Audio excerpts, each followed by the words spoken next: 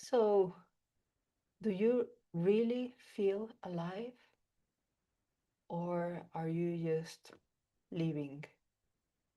Perhaps you're just going through the motions, letting yourself be carried by the inertia of the rhythm in your life, but nothing excites you as it used to. And even the sexy, intimate activities feel like a chore.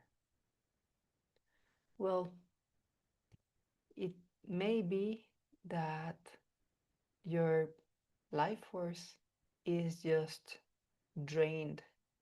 It's not that there is something wrong with you, it's just that you live in this hustle culture, the same as me, that glorifies productivity, hustling, as if we were robots.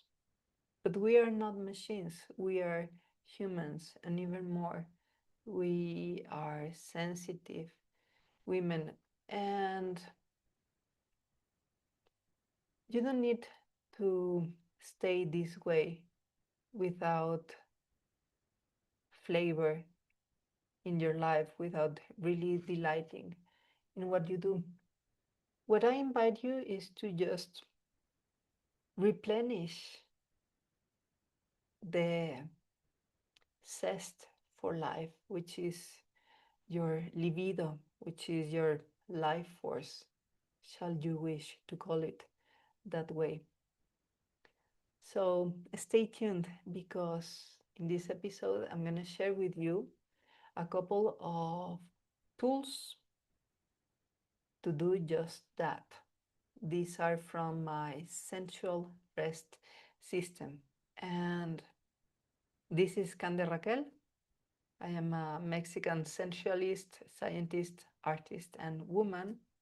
And you are at the Sensual Sessions Podcast, the place to explore sensing pleasure through your senses and moving in a way that it's free from inhibition and full of self expression. So, I'm going to share with you the story of my student Vianney.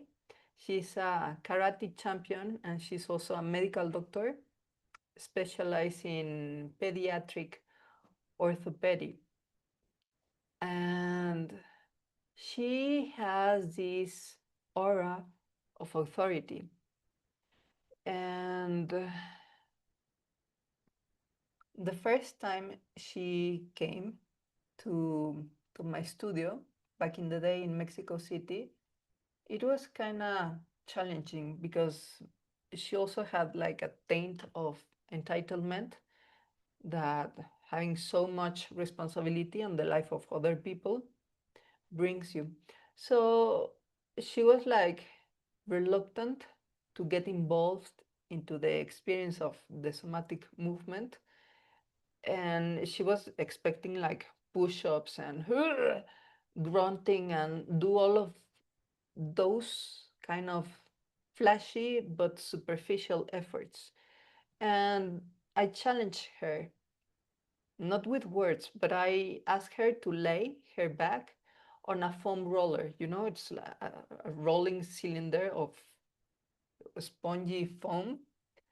And I was like, okay, how does it feel? Easy. Okay, now lift one leg. Okay, now lift the other. Put the first down and lift the other. Okay. And then I asked her to lift one arm and the opposite leg. So she only had 2 points of support on a rolling surface and she slapped into the floor. And then I was like, this is beginner level, eh? And she tried it again, slapped again, and then I asked her to do the other side, and she fell again for the third time. And when she finally got to control that, I asked her to lift one arm and the leg from the same side, which is even more challenging. You really need to have core control to do that. Like you really need to have a spine. No matter how bulky you are on the outside, like Arnold Schwarzenegger, you won't do that if you don't have like the proper movement principles ingrained in your flesh already. And she slapped again. And I could see the face of anger, disappointment, frustration, even self hatred, because she lived her life up to such high standards that it was like shocking that something apparently so simple as balancing in a foam roller was like something practically impossible for her. And then she made the switch to this state of beginner's mind. And then we began our student teacher relationship. At that moment, she was finally willing to listen what I had to say, because she discovered that there are things that you cannot sort out moving through external means and according to external standards. There are things that require you to shift your focus and go within. And the moment that she understood that she was overdoing it and that balance had to do more with non-doing things that get you out of balance rather than trying to control it, everything changed. She understood she needed to slow down, notice what was happening in her body, sensing herself rather than thinking about herself, thinking about the external success. She had to go inside. So, what changed is that she learned to shift the focus. As someone that was trained to ignore her body, as she was like training karate, like if you're fighting against the enemy, you cannot stop and lick your wounds or cry because the last blow was painful. No, you're fighting for your life. You better take that adversary down or you'll be the one that is on the floor. That's on one hand. And on the other hand, she also trained to ignore her body and herself for the sake of living lives. So if you have something that is bleeding out in your hands inside an ambulance and you want to pee, like you forget that you want to pee, and all your focus is like saving the lives of that other person.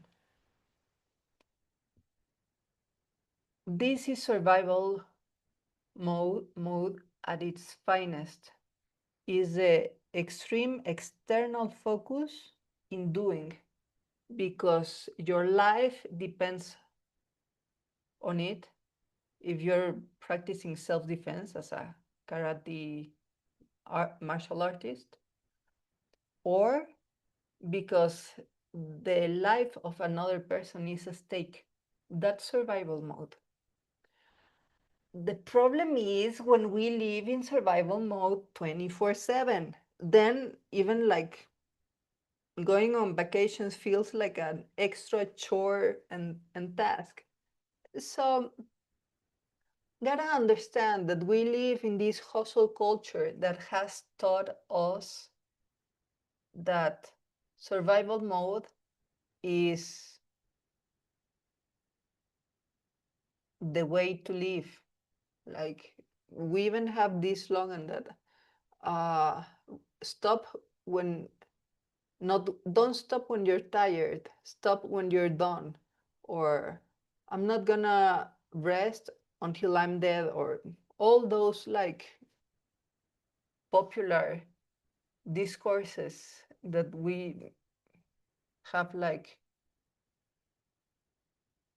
made our own, that are false, because these are only good strategies for emergencies, not for your everyday living. So the question is how to take your life back, how to reclaim your the ownership of your body and your experience, how to feel good about taking a break to rest and do nothing, absolutely nothing, zero. How to lean back without feeling bad, feeling lazy, feeling guilty, and all those things hustle culture punishes with labeling. Well, it takes a, an important mindset shift to put aside what culture says and focus on what science says. Science says that rest is a physiological requirement, as important as eating, as important as drinking water. You can only make it like a little bit more than 72 hours without drinking water. If you go beyond that threshold, you're gonna get irreversible kidney damage if you don't drink water at all. I think eating food, I think maybe 3 weeks we can go without eating anything before in famine, before there's like the crossing of the point of no return. Well, the same happens with rest.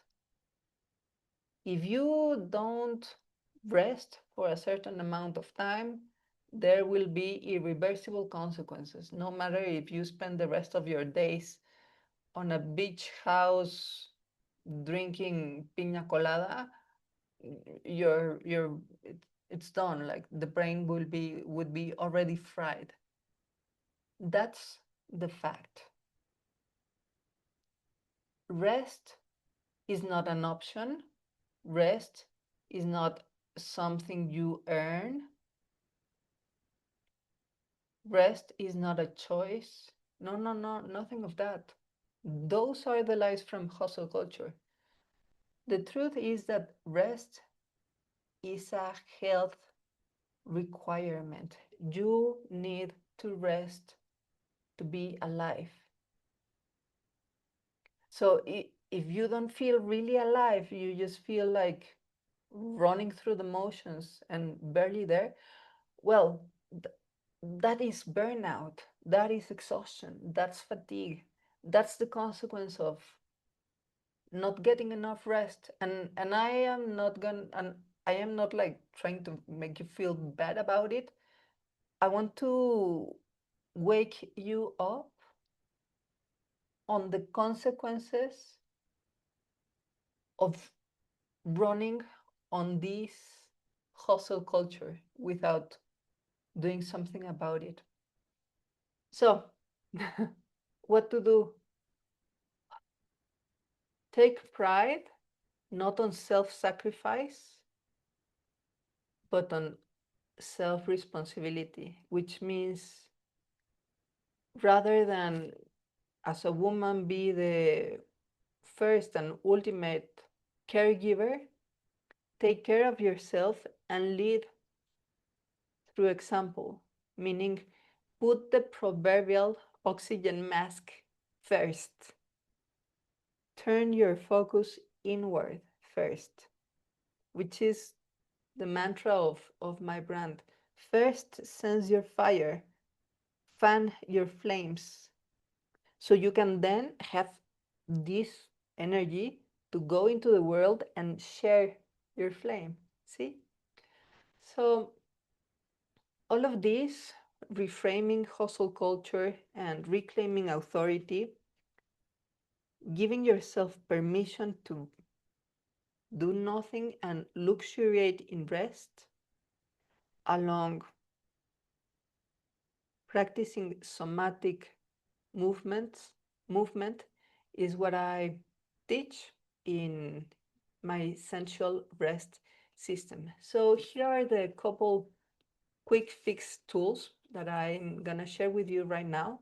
So you carry with you, put them in your bag, so you quickly use them every day, today and every day.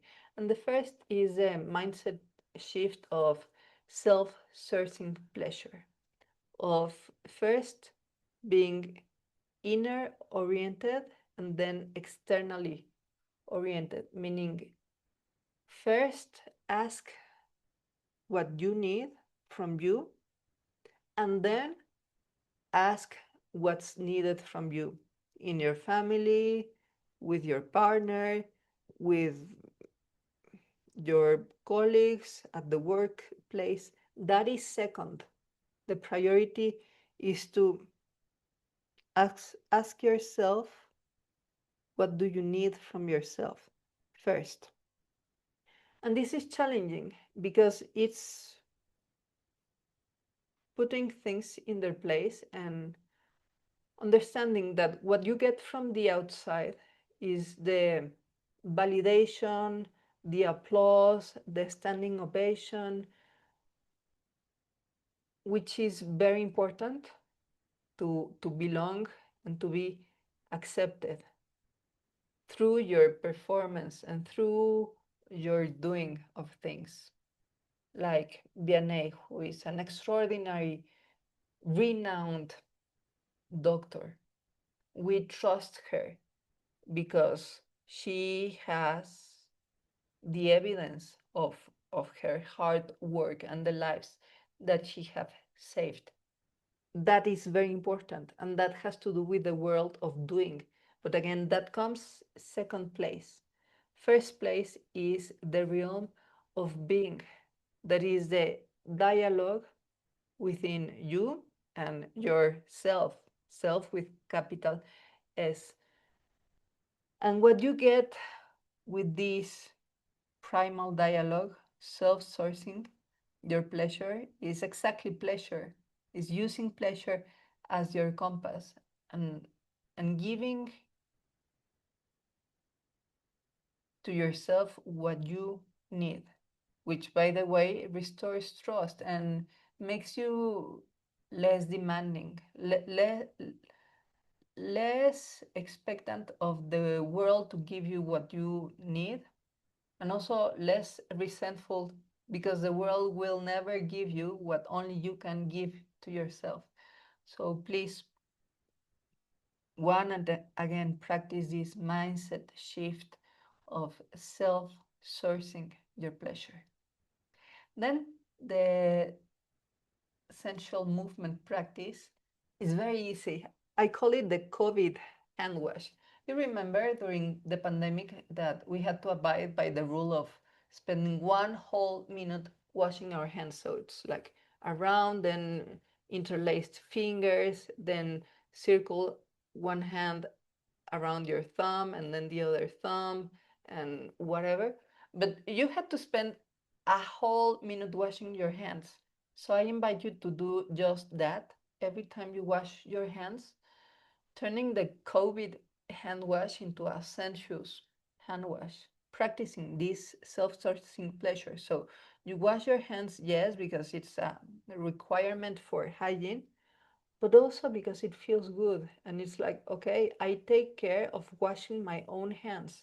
And I don't do it like superficially, just 5 seconds. I spend a whole minute giving myself what I need. And I do it not out of obligation, but out of commitment to, to myself, to enjoying the experience of being here. And you can do you can use this also without hope, like just simulate the hand movement whenever you're stuck in traffic or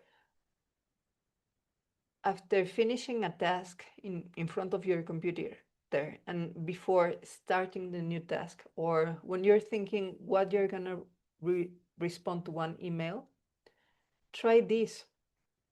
And you're going to help your nervous system to be more open to the parasympathetic modus operandi, which is rest and digest. Even if you are in doing mode, emails, thinking, doing, you do this to counterbalance and not get too much into survival mode with high cortisol and adrenaline. So you're just a little bit on survival mode, almost on the fence of shifting to rest and digest.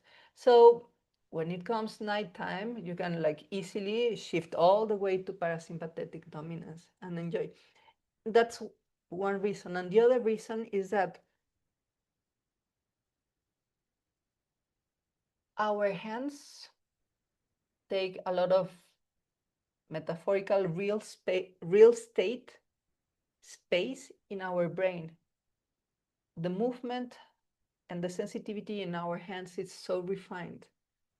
So by touching our fingers, sensing our fingers, we give more elements to our nervous system to reorganize and adapt to reality with more efficiency, which means which more is what we call it the state of flow, which is a state of embodied pleasure as you do the deed, whichever it may be. So, as a recap, rest is just, rest is the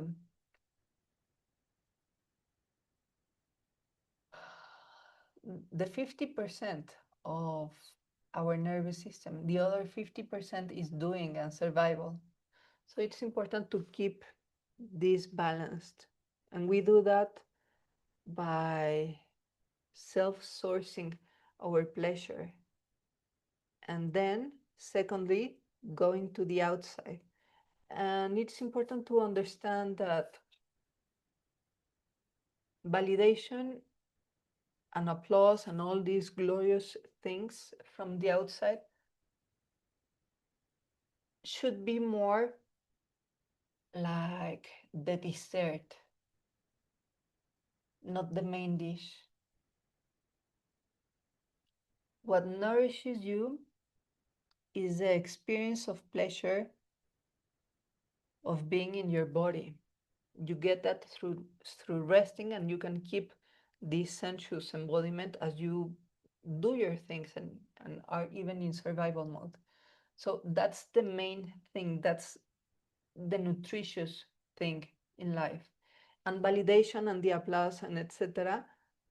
That is the dessert. It's delicious. It's exquisite. It has its place, but is should be orbiting. That should not be the center. It's important to decenter that comes along the discourse of the hustle culture. That put that aside and put yourself first in the center of your life. And you will see that your life force comes back rushing to you. Libido resumes its circulation. Your intimacy and the bed get turned on, and creativity ignites. There are more ideas and more energy to make those ideas, those dreams, a reality.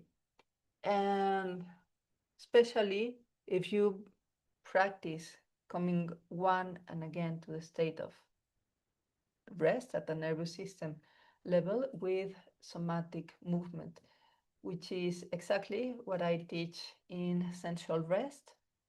It's my 4-week online live program. Doors are open now, but they will close this Thursday and they won't open again until who knows when. And probably it will be way much expensive as everything.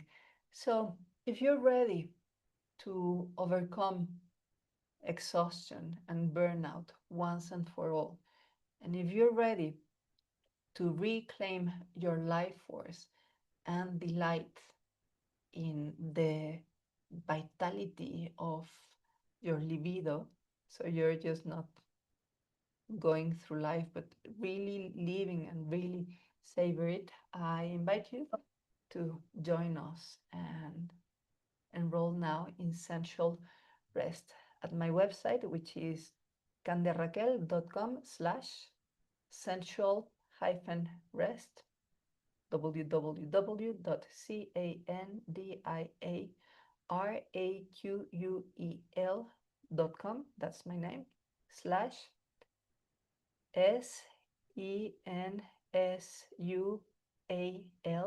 hyphen rest, which is sensual hyphen rest, and see you there to delight in sensual rest. Please remember to take the time to sense your fire so you can share the flame.